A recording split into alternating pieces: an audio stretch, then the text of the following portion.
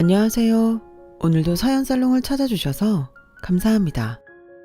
저는 불과 얼마 전에 친정 엄마를 보낸 20대 여자예요. 요즘처럼 마음이 힘들 땐 그냥 숨만 쉬고 있어도 하루가 너무 힘들었는데요. 이곳 사연들을 들으면 공감도 되고 반성도 많이 하면서 이젠 미약하지만 다시 일어설 힘을 내기로 했어요. 그러면서 저의 후회스러웠던 선택으로 인해 일어났던 일들에 대해 제 이야기를 하고 싶어졌습니다. 솔직히 이렇게라도 그 인간들이 망신을 당했으면 하는 바람도 있고요. 뭐 따지고 보면 모든 건 제 잘못에서 비롯된 거라 제가 이 글을 쓴다는 게 제 얼굴에 침 뱉길 것 같아서 많이 망설여지긴 했는데 앞으로 남은 인생은 정말 잘 살아보고 싶은 마음에 용기를 내봅니다. 저는 평범한 집에서 태어났어요.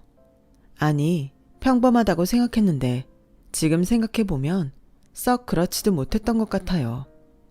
저희 엄마가 엄청 짠순이었거든요. 거기에 부업이면 부업, 알바면 알바, 돈 생기는 일엔 빠지는 법이 없었는데요. 한 번은 저희 엄마가 교육만 들어도 돈을 준다는 말에 혹해서 보험을 한 적이 있었어요. 결국엔 보험 영업을 시키기 위한 교육이었고 영업만 잘하면 큰 돈을 벌 수 있다는 말에 저희 엄마는 마치 사실을 공부하는 수험생처럼 그렇게 공부를 하더라고요. 그래서 결국 엄마는 보험 판매 사원 일을 당신의 업으로 하게 됐어요. 그런데요. 억척스러운 성격이긴 했지만 저희 엄마가 나름 내성적이었거든요. 지금도 그런지 모르겠지만 제가 어릴 때만 해도 보험 들라고 하면 사람들이 막 꺼려하고 그랬던 터라 내성적이었던 엄마는 남에게 보험 들라는 말을 잘 하지 못하셨던 것 같아요. 그래서 애꿎은 저희 가족의 보험을 많이 들었는데 그 뒤로 아빠와 싸우는 일이 많았어요. 결국엔 돌고 도는 거지만 매달 많은 돈을 보험료로 내야 했으니까요. 하지만 엄마는 자기가 공부한 게 아깝고 또 잘 해보고 싶다고 1년만 해보겠다고 하시더군요. 세상에 무슨 그런 일이 있는지 지금 생각해도 슬프고 황당하기만 한데요. 엄마가 보험 일을 1년 정도 했을 무렵 아빠가 대장암 선고를 받으셨어요. 저희 아빠는 당시 대기업 하청인 제조공장에서 일을 하고 계셨는데 다른 집도 그렇겠지만 한 집안의 가장이 암에 걸렸으니 집이 뒤집어졌죠. 그때였어요. 당신 괜찮을 거야. 내가 들어놓은 보험이 많으니까 할 수 있는 건 다 하자. 당신 일 안 해도 우리 괜찮아. 그러니까 당신은 수술 받고 나을 생각만 해. 알겠어? 하지만 아빠는 이미 말기였어요.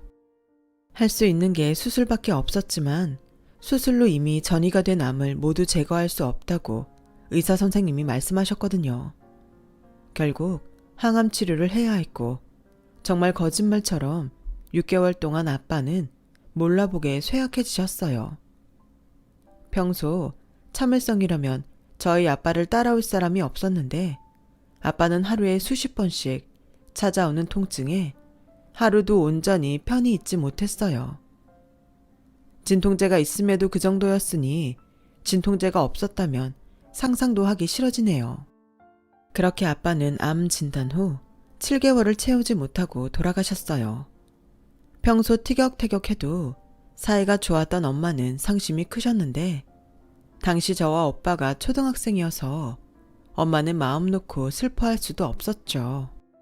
그 뒤 엄마도 그렇고 저희 가족은 완전히 예전과 달라졌어요. 엄마는 보험 일을 그만두고 돈이 된다는 말에 경매 공부를 하기 시작하셨죠. 아빠가 돌아가시면서 나오게 된 보험금이 꽤 많았는데 엄마는 그 돈으로 경매에 뛰어들었어요.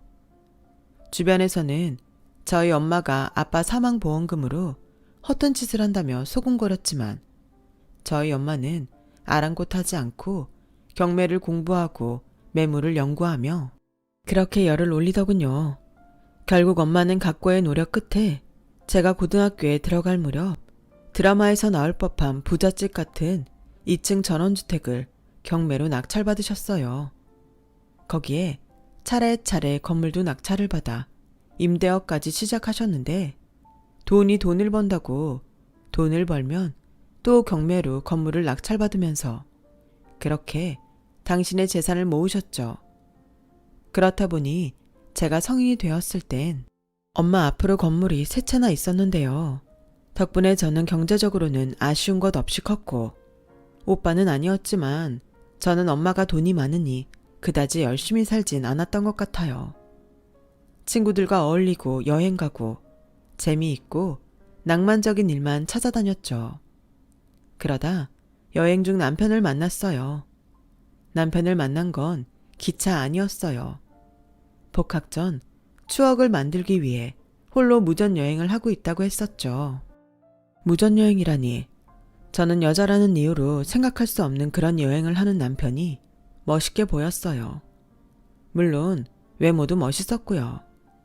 그 후 기차에서 남편과 헤어지는 게 아쉬웠던 저는 서울에 가면 연락하자고 연락처를 주고받았고 그걸 시작으로 남편과 연애를 하게 됐어요.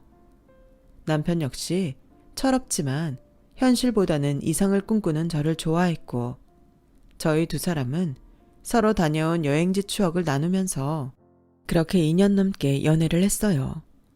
그러는 사이 전문대를 다녔던 저와 남편은 대학을 졸업했고 남편은 운 좋게 졸업하자마자 작은 회사에 취업할 수 있게 됐는데요. 문제는 저였어요.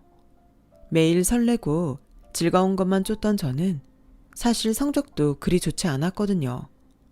게다가 남들 다 있다는 자격증도 없었으니 이력서를 써도 연락 오는 회사가 없었어요. 그러다 보니 저희 엄마는 그거 보라며 그러게 남들 다 취업 준비할 때 뭐 했냐며 저를 달달 볶으셨는데 남편은 유일하게 제 편에 서서 괜찮다며 저를 위로해 주었어요. 그러니 당연히 엄마보다 남편이 더 의지가 됐었죠. 그래서 이른 나이지만 남편과 하루라도 빨리 결혼하고 싶다는 생각을 했고 저희 엄마는 취업이 안 되니 결혼하려는 거냐며 허락해주지 않으시더라고요. 상황이 그렇게 흐르자 저는 저대로 엄마와 전쟁을 하는 듯 결혼시켜주지 않으면 죽겠다며 밥도 먹지 않고 방문을 걸어 잠그고 밖에 나가지 않았어요. 그러자 엄마는 코웃음을 치며 네가 아무리 그래도 절대 허락할 수 없어. 요즘 세상이 어떤 세상인데 가진 것도 없이 결혼을 한대. 그쪽 집에선 옳거니 하라고 하고 라며 되레 큰 소리를 치셨는데요. 저도 그쯤 돼서는 자존심이 있으니 버티다 못해 보름이 지나서는 쓰러지고 말았어요. 병원에서는 보름이면 오래 버틴 거라며 탈수가 와서 큰일 날 뻔했다고 하셨는데요. 저희 엄마도 부모인지라 제가 쓰러지자 그만 눈물을 보이셨어요. 엄마라고 좋은 마음으로 저를 그 지경까지 만드신 게 아니었을 테니까요. 결국 엄마는 저희 뜻대로 일단은 결혼 허락을 하셨어요. 하지만 넘어야 할 산은 더 있었으니 그건 남편의 집이었고 제가 엄마와 싸우는 동안 남편 역시 허락을 받기 위해 부모님과 대립을 했는데 그건 그거대로 힘들더라고요.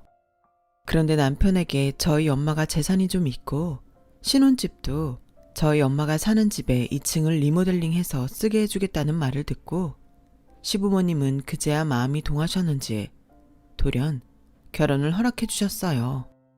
그때는 결혼을 할 수 있다는 기쁨에 취해 시부모님이 어떤 마음으로 결혼을 허락했는지는 안중에 없었어요. 정말 지금 생각해도 타임머신이 있다면 당장 타고 가서 뜯어 말리고 싶은 심정입니다. 하지만 그때는 이제 불행 끝, 행복 시작이라고 생각했어요.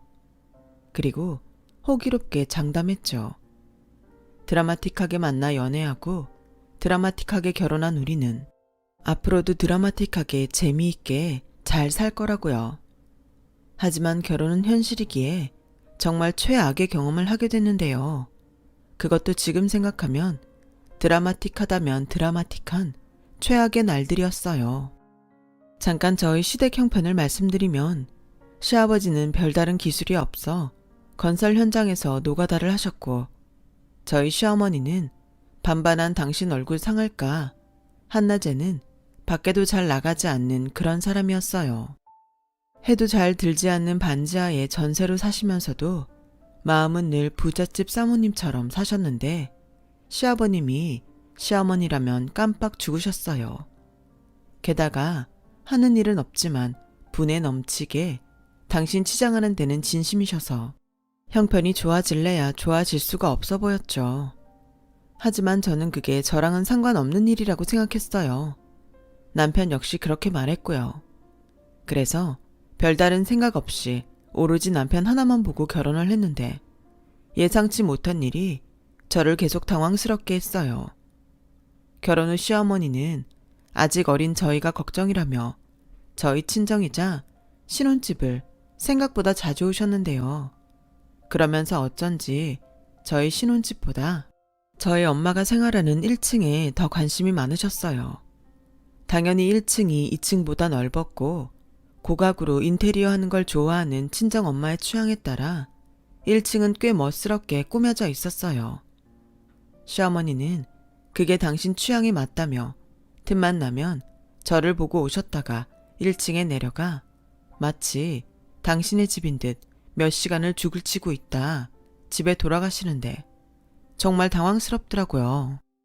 그렇다고 주인 없는 집에서 이러지 말고 이제 그만 가시라는 말은 차마 하지 못했어요. 그때 당시 저희 엄마가 지방 부동산에도 관심이 많으셔서 지방에 내려가는 일이 많았고 오빠도 대기업에 입사를 하면서 따로 나간 터라 핑계 댈 일도 없었고요.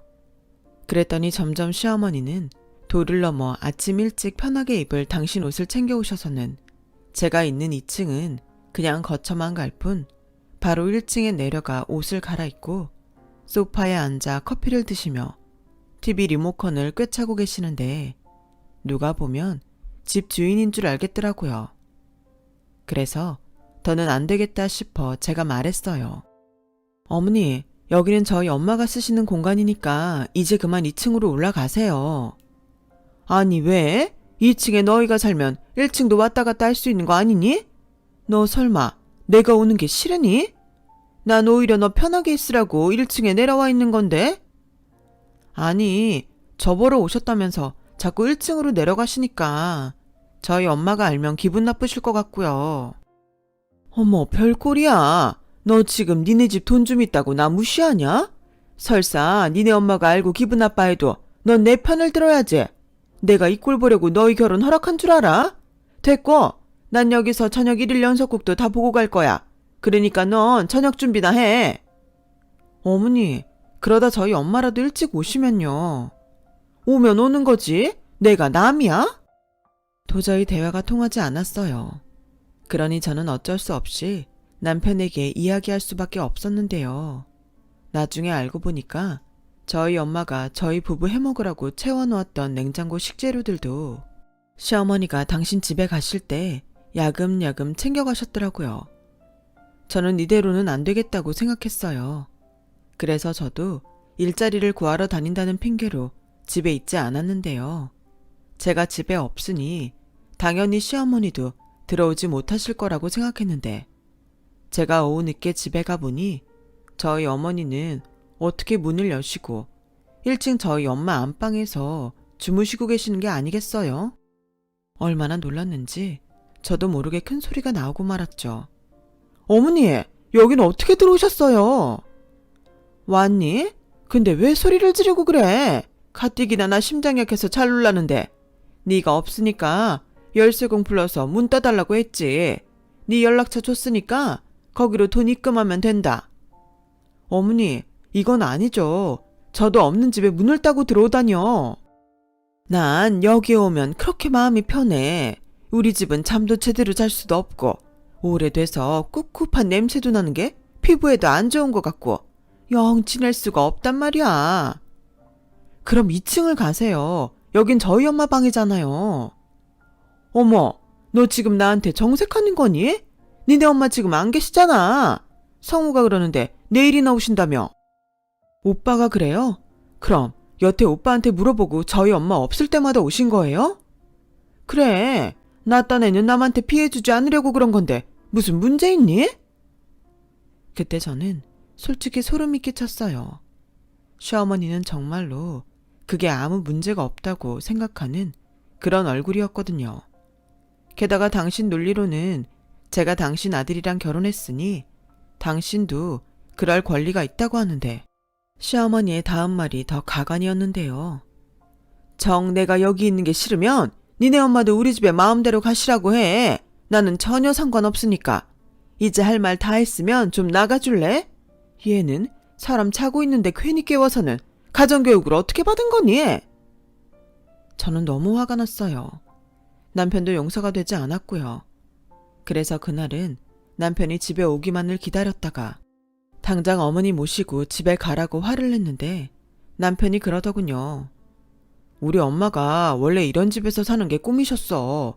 물론 점점 정도가 심해져서 나도 말씀을 드려야겠다고 생각은 했는데 주영이 네가 좀 이해해주면 안 될까? 우리 엄마가 오죽 부러웠으면 저러시겠냐? 나중에 우리 분가하면 그러고 싶어도 못하실 거야. 그럼 그냥 우리 분가하자. 원룸 월세도 난 괜찮아. 아니, 여기 리모델링 해주셔서 넓고 좋은데 원룸은 뭐하러 가? 알았어. 내가 엄마한테 잘 말씀드려서 거실만 쓰시라고 할게. 그럼 괜찮지? 뭐가 괜찮다는 건지 저는 그때 콩깍지가 비로소 벗겨진 것 같았어요. 그렇게 멋있고 낭만 있다고 생각한 남편이 뭐가 옳고 그른지도 모르는 지질이 궁상에 찌질이 같더라고요. 그날 이후 모든 게 변했어요. 낭만과 이상만 쫓던 제가 저희 엄마가 그렇게 바라던 현실에 눈을 뜬 거예요. 그리고 시어머니의 만행도 저희 엄마가 더 이상 지방에 내려가지 않게 되면서 끝이 났는데, 그러자 걸핏하면 저를 불러 이사 타령을 하셨죠. 네가 봐도 여기가 니네 집에 비하면 너무 초라하잖아. 나를 봐라. 밖에 나가면 당연하게 사모님 소리를 듣는데 내가 이런 짓고 저게 산다는 게 말이 되니? 그래서 하는 소린데 네가 니네 엄마한테 말씀 좀 잘 드려서 우리 이사 좀 가게 해주면 안 될까? 어머니, 농담이라도 그런 말 하지 마세요. 자식인 저도 엄마한테 신세 지고 있는 거 다 아시잖아요. 아니, 그게 신세야? 2층에 궁전처럼 리모델링 다 해줬잖아. 그래도 저희도 당연히 분가하고 싶죠. 죄송하지만 그건 좀 어려울 것 같아요. 너는 니네 능력 있는 엄마 뒀다 뭐 했으니? 이럴 때 네가 며느리 노릇 톡톡히 해주면 내가 널 업고 다니겠다. 안 업어주셔도 돼요. 그리고 다른 용건 없으시면 저 이만 일어날게요. 오늘 면접 보기로 한 알바 자리가 있어서. 뭐? 알바? 네가 왜 일을 해? 저도 이제 생각 바꿨어요. 한 푼이라도 더 벌어서 오빠랑 분가하려고요. 그리고 틈틈이 자격증 공부해서 애 갖기 전에 취직할 거예요. 아니, 한 살이라도 젊을 때 애를 낳지. 돈 있는 엄마도 있으면서. 돈은 제가 아니라 저희 엄마가 있는 거니까요. 그리고 저희는 당분간 애 가질 마음 없어요. 그럼 이만 가보겠습니다. 사실 거기까지는 참을만 했어요. 제 선에서 딱 선을 그으면 된다고 생각했으니까요. 그런데 그것도 잠시. 저는 또 시어머니의 선 넘는 요구를 듣게 됐어요. 그건 어느 날 날벼락처럼 날아온 소식 때문이었는데요. 현장에서 일을 하시던 시아버님이 추락사고를 당하셔서 병원에 이송됐다는 연락이었어요. 그래도 다행히 9층이 아닌 2층에서 떨어지셔서 걱정했던 것과 달리 큰 부상은 아니었어요. 하지만 떨어지시면서 발목이 골절되어 시아버님은 당분간 병원 신세를 지어야 하셨는데 시어머니가 그러시더라고요. 주영아, 네 시아버지가 저렇게 돼서 우리 이제 어쩌냐? 그래도 저 정도인 게 천만다행이에요. 아까 담당 선생님께 여쭤보니 수술 안 해도 된다고 하셨잖아요. 그래도 이 일을 못 하잖아. 당분간은 기부스에 목벨까지 짚고 다녀야 한다는데 우리는 그 사이 뭐 먹고 사니? 아, 그러게요. 주영아, 너도 시집 왔으니까 우리 가족 맞지? 이럴 때야말로 네가 나서야 해. 네? 제가요? 제가 어떻게? 얘가 왜 이렇게 말귀를 못 알아들어? 집에 가서 엄마한테 상황 좀 잘 말씀드리고 네가 우리가 너무 걱정이라고 말 좀 해봐. 뭐 정 민망하면 빌려달라고 해도 되고 나중에 니들 월급으로 갚으면 되잖아. 어머니! 나도 자존심 상해서 이런 말하기 싫어. 근데 어떡해? 아니면 니들이 대출이라도 받아서 우리 주든가. 정말 너무 짜증났어요. 그 흔한 실비보험도 없으시더라고요. 도대체 돈 벌어다 어디에다 쓰시는 건지 이런 것도 대비가 안 되어 있는 시댁에 저는 정말 말이 나오지 않았죠. 저는 시어머니의 말처럼 친정 엄마에게 손 벌릴 생각이 없었어요. 물론 시댁의 사정은 안타깝긴 했지만 저희 엄마가 사돈 병원비까지 해결할 이유는 없으니 제가 먼저 남편에게 일단은 카드로 해결하자고 말했어요. 뭐? 병원비를 카드로 긁자고? 어차피 수술도 안 하셨잖아. 그럼 그렇게 감당 안 될 돈은 아닐 거야. 그러지 말고 자기야, 우리 장모님한테 부탁드리면 안 될까? 다른 사람도 아니고 사돈이신데. 오빠까지 정말 왜 이래? 우리 엄마 돈이 누구나 다 쓸 수 있는 공금이야? 야, 말이 좀 심하다. 도움 좀 받자는 건데. 됐고, 나 그동안 알바해서 모은 돈도 있어. 이건 자식인 우리가 하자. 저는 당연히 그게 맞다고 생각했어요. 그래서 저희 엄마는 이 사실을 알 필요가 없다고 생각했는데 저희 엄마가 대뜸 저에게 현금이든 봉투 하나를 건네셨어요. 알고 보니 발빠른 시어머니가 먼저 전화로 선수를 친 거 있죠. 정말 어이가 없었어요. 엄마한테 미안해서 눈물도 나오더군요. 주영아, 왜 울어? 이딴 일로 울지 마. 미안해. 정말 어디까지 해야 할지 모르겠어. 이 정도는 괜찮아. 재산을 뚝 잘라서 달라는 것도 아니고 당신도 여간 곤란하니까 나한테까지 그런 말을 했겠지. 그런 말 하면서 얼마나 자존심 상했겠니. 엄마는 네가 조서방이랑 행복하면 그걸로 됐어. 둘이 아직도 좋아 죽지? 뭐 그렇지. 그럼 됐다. 엄마 또 금방 나가봐야 해. 아파트 하나 경매나 한다고 해서 한번 가보려고. 잘하면 우리 딸 분가할 때 해줘도 좋으니까. 엄마는 마치 제가 시댁 때문에 소가리를 하고 있다는 걸 다 아는 듯 말씀하셨어요. 그리고 봉투를 열어 금액을 확인하니 200만 원이 들어있었고 제가 생각하기에 병원비와 시아버님 치료하는 사이 두 분 생활비는 될 거라고 생각했어요. 부족하면 제가 모은 돈을 드리면 되니까요. 그런데 환한 미소로 봉투를 받은 시어머니는 액수를 확인하고는 얼굴빛이 싹 바뀌었는데요. 그러면서 무슨 생각인지 제 앞에서 이런 말을 했어요. 세상에 고작 200만 원? 있는 사람이 더 안다더니 니네 엄마 짠순이 맞나 보다. 성우가 그러는데 원래 사돈이 짠순이였다며. 아무리 돈을 벌면 뭐하니? 사람 분파는 안 바뀌는 걸. 세상에 이 푼돈으로 뭘 하라고. 내가 그렇게 먹고 살게 걱정이라고 노래를 했는데 니네 엄마 원래 그렇게 눈치가 없니? 아니면 자기한테 돈 좀 부탁했다고 날 깔보는 거야? 어머니, 지금 그게 무슨 말씀이세요? 싫으면 다시 주세요. 저는 정말 화가 나서 드린 봉투를 다시 받으려고 했어요. 그러자 자기도 아차 싶었는지 얼른 봉투를 자기 주머니에 넣으며 어색하게 자기가 시아버님 때문에 많이 놀라고 예민해서 그런 거라며 말을 돌렸는데 그 뒤 시어머니의 행동이 더 어이가 없었어요. 돈이 없어서 그렇다며 시아버지에게 수술할 것도 아닌데 퇴원하자고 짜증을 내시더라고요. 결국 다음날 시아버님은 통원 치료를 받기로 하고 퇴원을 하셨어요. 그리고 그날은 남편이 시아버님의 퇴원을 돕기 위해 월차를 냈는데요. 저도 그동안 쌓인 게 많아서 그런지 남편에게 짜증을 냈네요. 남편도 자기한테 왜 짜증을 내냐며 저에게 짜증을 냈고요. 둘이 깨벗고 행복하려고 한 결혼인데 이게 뭔가 처음으로 결혼한 걸 후회했어요. 하지만 제가 행복하면 됐다고 말하던 엄마 생각에 남편과 헤어질 생각은 하지 않았는데요. 그때까지는 그래도 남편과는 큰 문제가 없으니 시댁 때문에 헤어지고 싶지 않다고 생각했던 것 같아요. 그래서 더더욱 시어머니와 단판을 지어야겠다고 생각했는데 저희 엄마가 친한 동네 이모들이랑 3박 4일로 제주도를 간다며 집을 비우자 시어머니도 3박 4일 당신 짐을 싸서 저희 집에 오셨어요.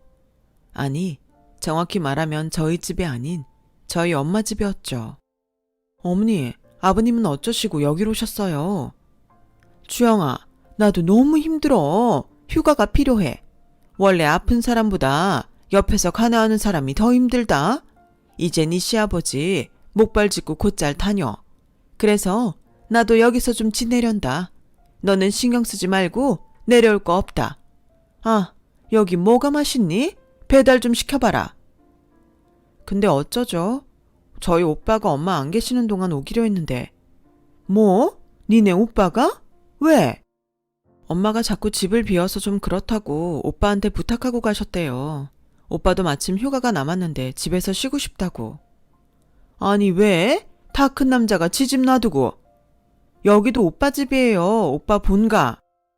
결국 시어머니는 다시 당신 짐을 싸들고 시아버님이 계시는 집으로 궁시렁거리며 돌아가셨어요. 그리고 나중에라도 제가 거짓말한 것을 들키면 안 되니 오빠에게 그간의 일을 이실직고할 수밖에 없었는데요. 박주영, 너 지금 네가 말한 게 전부 사실이야? 오빠, 3일 휴가 내는 거 어려우면 그냥 3일만 여기에서 출퇴근해. 여기에서 왔다 갔다 하는 모습 보이면 괜찮을 것 같은데. 그러게, 왜 그런 결혼을 하냐고. 엄마가 반대했을 때는 다 그런 이유가 있는 건데. 그리고 네 남편은 그걸 가만히 보고 있어? 하도 없이 살아서 그런 거니 이해해달래. 뭐? 그놈도 제정신이 아니네. 나도 알아. 그래서 아닌 건 아니라고 정리하고 있어. 그러니까 이번에 오빠가 와서 나 좀 도와줘.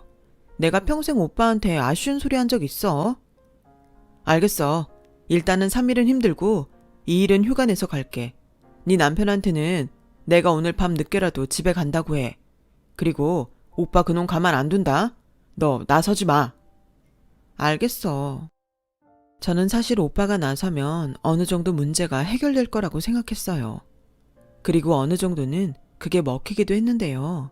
남편에게 오빠가 1층 집에 와 있기로 했다고 하자 당황한 기색이 역력했어요. 아니, 형님이 집에 왜 오시는 거야? 내가 다 말했어. 오빠는 이해해달라고 했지만 난 도무지 이해할 수 없어. 나중에 엄마가 알면 난 뭐가 돼? 그래서 미연에 방지하려고. 앞으로는 엄마가 집 비우면 우리 오빠가 와 있기로 했어. 그러니까 이젠 어머니한테 집 빈다고 말하지 마. 가만 보면 어머니보다 오빠가 더 나빠. 진짜 너무하네. 그냥 부잣집 사모님 체험하고 싶다는 건데 우리 엄마만 불쌍하다. 평생 소원이라고 했는데. 아니, 그 소원을 왜 남의 집에서 이루려고 해. 입장 바꿔서 생각해봐. 우리가 고급 아파트 사는데 우리 오빠가 이런 아파트에 사는 거 소원이었다고. 우리 없을 때 몰래 머물다 간다고 생각하면 기분 안 나빠? 기분 나빠. 그게 정상이야. 이제 이해했어? 앞으로는 이런 일 없도록 해. 알겠어. 남편은 저에게 약속했어요. 그리고 자기 집에도 자기가 말한다고 했는데 남편에게 이야기를 전해 들었는지 시어머니가 저를 밖에서 보자고 하시더라고요. 솔직히 저 불러다 화라도 내시려고 그러나 생각했어요. 그래서 이참에 나도 할 말은 하자 라고 생각하고 나갔는데요. 시어머니는 저의 예상과는 달리 한껏 미소를 지으며 고상하게 저를 기다리고 계셨어요. 우리 주영이 왔니? 너 좋아하는 걸로 시켜. 여기 커피향 진짜 좋다. 어머니, 저 부르신 용건이 뭐예요? 너는 무슨 애가 그렇게 급해? 커피 한 잔 음미할 시간도 없어. 다른 건 아니고 내가 성우 말 듣고 곰곰이 생각했는데 그동안 내가 참 염치가 없었다 싶어. 아들 처가살이 하는데 엄마라는 여자는 생각도 없이 그 집에서 사모님 체험이나 했다니 내가 낯이 뜨겁더라. 미안하다. 이제라도 알아주셨다니 제가 더 감사해요. 저희가 열심히 벌어서 어머니 좋은 집으로 이사할 수 있게 노력할게요. 어머, 얘 말하는 것 좀 봐. 내 말이 그 말이야. 근데 니들이 벌어서 우리 이사시켜주는 거 너무 오래 걸리지 않겠어? 우리 전세 계약도 끝나가고. 그러지 말고 분가하고 싶다고 엄마한테 말해봐. 이왕이면 큰 아파트로 해달라고 해. 나중에 애 낳고 키우려면 이사 다니기 힘들어. 그럼 내가 거기서 니들이랑 살면서 살림도 해주고 손주도 돌보면 되지. 내가 진작에 이런 생각을 해야 했는데. 그리고 가만 생각해보니까 주영이 너한테도 그만한 게 없더라. 우리 주영이가 아빠가 일찍 돌아가셨잖아. 그럼 아빠 사랑도 오래 못 받았을 텐데 이참에 아빠 그늘에 사는 것도 좋지 않아? 저는 하도 기가 막혀서 헛웃음이 났어요. 하지만 시어머니는 저의 헛웃음을 자기 뜻에 동조한다고 생각한 듯 잔뜩 기대에 부풀었는데요. 저는 속으로 그건 뭐 아빠 체험인가요? 라는 말이 목구멍까지 올라왔다가 겨우 참아냈어요. 그리고 잘됐다고 생각하고 이참에 하고 싶은 말을 쏟아내려고 하는데 오빠에게서 전화가 오더라고요. 오빠, 나 지금 좀 바쁘거든? 나중에. 주영아, 너 지금 당장 땡땡 병원으로 와. 상황이 많이 심각해. 무슨 소리야? 오빠 어디 아파? 내가 아니고 엄마가 쓰러졌어. 근데 병원에 와보니까 상태가 너무 안 좋아. 지금 당장 와. 오늘 밤이 고비래.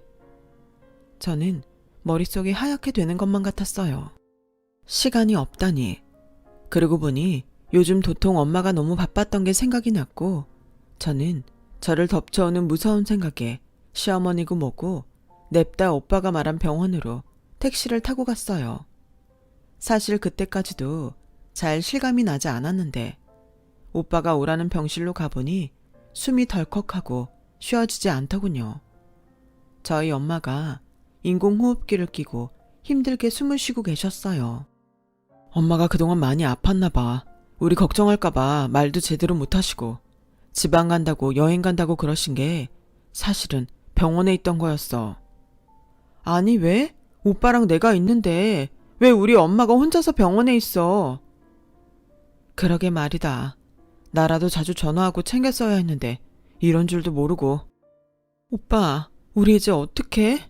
우리 엄마 어떡해? 나 그동안 엄마 속만 썩였는데 난 어떡해? 정말 악몽이라면 당장 깨고 싶은 그런 시간이었어요. 수시로 울리는 기계음에 제 심장이 쪼그라드는 것 같았죠. 그리고 동이 막 트려는 새벽, 엄마는 한 번도 눈을 뜨지 못하시고 아빠 곁으로 가셨죠.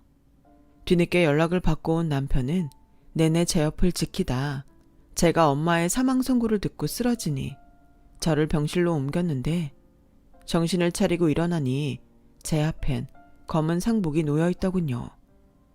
꿈이길 간절히 바랬는데 꿈이 아니었어요. 그리고 상복이 있다는 건 장례식장에 가야 한다는 거였는데 정말 가기 싫더라고요. 거기 가면 정말로 엄마가 제 곁에 없는 것 같아서 그걸 실감하고 싶지 않았어요. 하지만 저는 가지 않을 수 없었죠. 거기엔 저만큼 힘든 오빠가 그 자리를 홀로 지키고 있을 테니까요. 저는 떨어지지 않는 걸음으로 병원에서 얼마 떨어지지 않은 장례식장으로 갔고 많은 손님 가운데 불행한 사람은 저랑 오빠밖에 없는 것 같더군요. 오빠는 빈소 앞에서 멍하게 앉아있다가 이내 저를 보고 괜찮다는 듯 옅은 미소를 지었어요. 늘 저에겐 한심하다며 혼만 내던 오빠였는데 그때는 오빠가 참 어른처럼 느껴지더군요.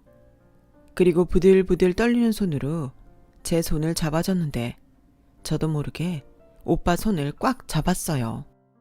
이젠 이 세상에 오빠랑 저 둘밖에 없다는 생각이 들어 저도 오빠에게 힘이 되어주고 싶었죠. 그런 가운데 남편은 뭐가 그리 바쁜지 전화통에 불이 났고 나중에 남편 손님이 그렇게 많이 왔다는 걸 방명록을 보고 알았네요. 그리고 남편은 회사 사람들은 물론이고 친구들까지 죄다 불렀다고 했는데 엄마의 발인이 있던 날 남편은 이미 자기 친구들에게 말해놨다며 저희 엄마의 관을 들어줬어요. 그 순간은 남편도 가족이라고 고맙고 의지가 되더라고요. 그런데 한편으로는 장례식장에 오지 않는 시부모님이 이상했어요. 남편은 시아버님이 아직은 거동하는 게 부자연스러워서 못 오시는 것 같다고 했지만 그게 이유가 될 순 없다고 생각했죠. 그렇게 저희 엄마 돈을 바라더니 정작 이런 날은 코빼기도 비추지 않는다니 저는 더욱 시어머니가 실망이었고 싫었어요.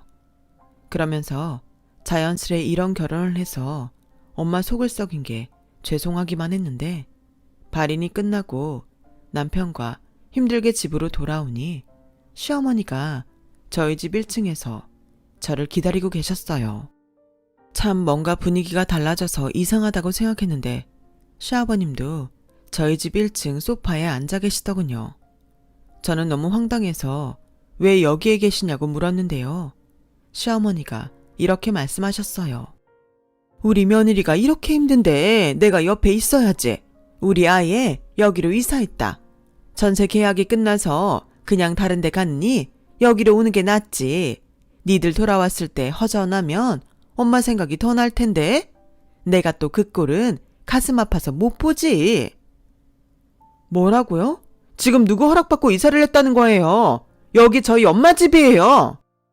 어머 깜짝이야. 얘는 왜 소리를 지르고 그래? 나도 알아. 여기 아직은 니네 엄마 집이지. 근데 이제 니네 엄마는 고인이잖아. 귀신이 여기 와서 사는 것도 아니고 집 오래 비워두면 못 쓰는 거고. 그래서 겸사겸사 나는 너 생각해서 힘들게 이사까지 마쳤는데? 당장 나가세요. 당장 짐 다 빼시고 원상복귀 하시라고요. 제가 그 속을 몰라요? 이사 타령하시더니 저희 엄마 돌아가셨다는 말에 좋다고 이사 오신 거잖아요. 어머, 얘 말하는 것 좀 봐. 너, 내가 지금 굉장히 많이 봐주고 있다. 이제 너한테 부모는 우리밖에 없어. 너, 나나니 시아버지한테 잘해야 해. 그리고 말 나온 김에 마저 말하자면 너 마음 추스르는 대로 분가해라. 부모 도움 받는 것도 한두 번이지. 니들도 니들 힘으로 살아봐야 하지 않겠어? 대신 여긴 우리가 쓰마. 정말 뻔뻔해서 소름이 끼치네요. 그렇게 저희 엄마 재산 탐내더니 이렇게 이 집을 꿀꺽 하시려고요? 누구 맘대로요. 좋은 말로 할 때 저 허접한 짐 싸들고 나가세요. 여기가 어떤 집인데 당신들이 쓴다는 거야? 뭐? 당신? 주영아, 너 말이 너무 심한 거 아니냐? 심해. 너야말로 그 주머니에 든 거 뭐냐? 아까부터 굉장히 눈에 거슬렸는데 설마 그거 부의금 봉투냐? 아, 이거 오해하지 마. 이거 내 손님이 내고 간 봉투야.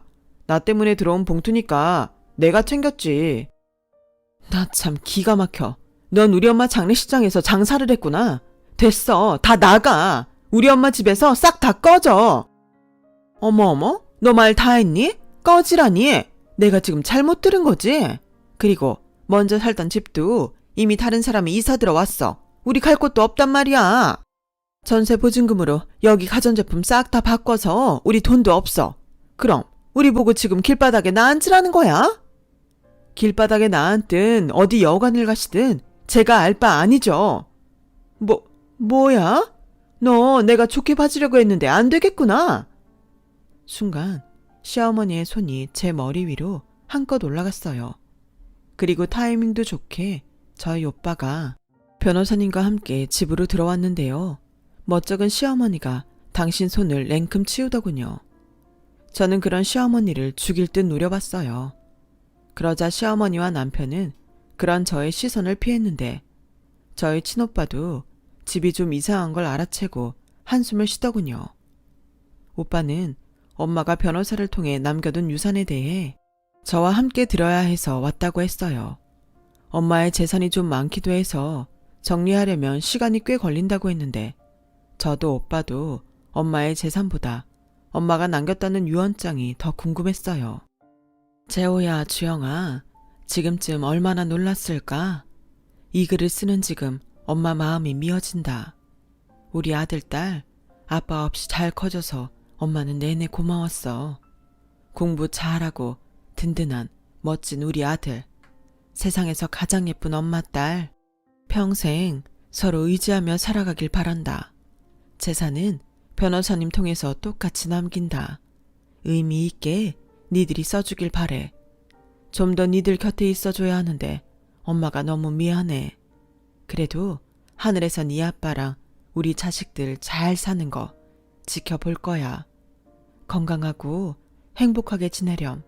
사랑한다, 내 아가들. 저는 오빠와 한동안 고개를 들지 못할 정도로 울고 또 울었어요. 한편 주방에서 저희 모습을 숨죽여 보던 그 사람들은 그래서 재산이 어떻게 나누어졌는지 궁금해했고 참다 못한 시어머니가 변호사에게 조심스럽게 다가가더니 저랑 저희 오빠가 다 듣고 있는데도 뻔뻔하게 이렇게 묻더군요. 그래서 우리 며느리가 받게 된 재산은 어떤 거예요? 이 집은 우리 며느리 주는 거 맞죠? 아, 세금이 얼마나 나오려나? 어머니, 세금 걱정 안 하셔도 돼요. 저 엄마 재산 한 푼도 안 받을 거예요. 그냥 작은 오피스텔 들어갈 정도만 주시면 돼요. 나머지는 오빠한테 다 넘기겠습니다. 예, 주영아, 너 지금 그게 무슨 소리야? 미쳤니? 아니요, 안 미치려고 그러는 거예요. 정말 미치기 일보 직전이라 그런다고요. 이 방법밖에는 없어요. 설마 저희 오빠 재산까지 탐내는 거 아니시죠? 아니지. 그러실 수도 없어요. 저 이혼할 거니까. 변호사님, 저 이혼 소송 준비하고 싶은데 뭐부터 준비하면 돼요? 보시다시피 저런 시댁이고 저희 엄마 장례식장에서 부의금 장사한 남편이라 더는 이 결혼을 유지할 수 없을 것 같아요. 순간 저희 오빠가 남편 부의금 봉투를 받는지 남편의 멱살을 잡았어요. 그리고 그 돈 다 갖고 꺼지라고 소리쳤는데요. 남편이 기가 팍 죽어서 2층으로 도망간 거 있죠. 그리고 일사천리로 오빠는 사람을 불러 그 사람들의 짐을 몽땅 밖으로 내보냈어요. 당신들이 산 새 가전도 그냥 깨끗하게 같이 내어드렸는데 이러는 법이 어딨냐며 시어머니가 밖에서 고래고래 소리를 지르셨어요. 내내 고상한 척은 혼자 다 하더니 어찌나 욕도 잘하고 앙칼지게 쏘아붙이는지 결국 이웃 주민의 신고로 경찰이 와서야 잠잠해졌네요. 그리고 2층으로 도망간 남편도 저희 오빠가 올라가서 처리를 했는데요. 오빠는 전세 보증금 정도 만들어 줄 테니 복잡하게 하지 말고 저랑 합의 이혼하라고 한 모양이었어요. 그래도 저를 사랑했다면 저희 오빠 앞에서 빌었을 텐데 그놈은 전세 보증금이라는 말에 알겠다며 각서까지 지 손으로 썼더라고요. 합의 이혼 후 다시는 저를 찾아오지 않고 엮이지 않겠다고요. 그렇게 저는 오빠의 도움으로 쓰레기 같은 결혼 생활을 정리할 수 있었어요. 그리고 모든 것이 정리된 후엔 오빠는 엄마의 뜻대로 재산을 나누고 싶다고 했는데요. 왜? 난 진짜 괜찮은데 오빠가 그 인간한테 전세 보증금도 줬잖아. 오빠 그 정도 능력 있어. 그리고 이혼 소송이 얼마나 힘든데 내 친구는 그거 하다가 탈모까지 왔는걸. 그 정도면 싸게 떼온 거야. 그리고 앞으로 세상이 얼마나 험한데 네 앞으로 뭐라도 있어야지. 난 어쩐지 그거 받을 자격이 없는 것 같아. 오빠는 아니지만 난 살면서 엄마한테 불효만 한 자식이잖아. 네가 무슨 불효만 해. 엄마가 나 독립할 때 그랬어. 너 있어서 괜찮다고. 세상에서 딸 없으면 어쩔 뻔했냐고. 목욕탕도 같이 가고 잔소리할 딸이 있어서 엄마는 매일이 신난다고 했어. 그러니까 그냥 우리 엄마가 주신 대로 감사히 받자. 그리고 앞으론 오빠가 엄마 대신 아빠 대신 할게. 뭐야, 그럼 장가도 안 가고 평생 나랑 살려고? 됐네요. 오빠도 얼른 좋은 사람 만나서 장가 가. 나도 조금만 아프다가 일어날게. 앞으론 정말 열심히 살고 잘 살 거야. 좋은 사람이 될 거야. 장하다 내 동생. 저는 그렇게 오빠에게 약속한 대로 그런 사람이 되기 위해 매일 노력하고 있어요. 요즘은 직업학교도 다니고 있고 주말이면 오빠랑 등산도 다니고 자전거도 타면서 전에 없던 우애를 다지고 있어요. 이런 모습을 엄마가 살아계실 때 보셨다면 참 좋았을 텐데 깨달음은 애석하게 늘 한 발짝 늦는 것 같네요. 그래도 저는 앞으로는 같은 실수를 하지 않도록 예전과는 다른 인생을 살려고 노력하고 있어요. 이혼하고 시어머니는 결국 또다시 반지하 생활로 돌아가셨는데 남편이 저희 오빠가 준 보증금을 갖고 잠적해버렸다고 하더라고요. 그래서 시어머니가 자기를 도와달라고 한동안은 애걸복걸 하셨는데 저희 오빠가 남편이란 놈이 쓰고 간 각서를 보여주고 그것도 정리했어요. 얼마나 원통하게 우는지 그 모습이 안쓰러운 게 아니고 한심해 보였어요.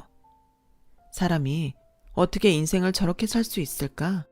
아직 인생을 많이 살지 않는 제 눈에도 너무 잘 보이더군요. 그리고 저는 최근에 긴 고민 끝에 다시 공부를 하기로 마음먹었는데요. 시간을 돌릴 수는 없지만 지금이라도 저의 남은 인생을 위해 예전에 허투루 썼던 그때로 돌아가 최선을 다해볼 생각입니다. 오빠처럼 명문대를 들어갈 자신은 없지만 그래도 지금의 저보다는 조금 더 나은 그런 사람이 될 수 있겠죠. 저는 저희 엄마가 바라셨던 대로 끝끝내 행복한 사람이 되고자 합니다. 비록 잘못된 선택으로 잠시 지옥을 다녀왔지만 그때의 경험을 바탕으로 앞으로는 절대 길을 잃지 않을 거예요. 하늘에서 늘 저희 부모님이 가장 밝은 쪽을 비춰주실 테니까요. 지금까지 저희 이야기 들어주셔서 감사해요. 항상 건강하시고 행복한 일만 가득하길 진심으로 바라겠습니다. 여러분, 사연 댓글에 응원과 현명한 조언 부탁드려요. 좋아요와 구독은 저에게 큰 힘이 됩니다. 오늘도 좋은 일 가득하세요.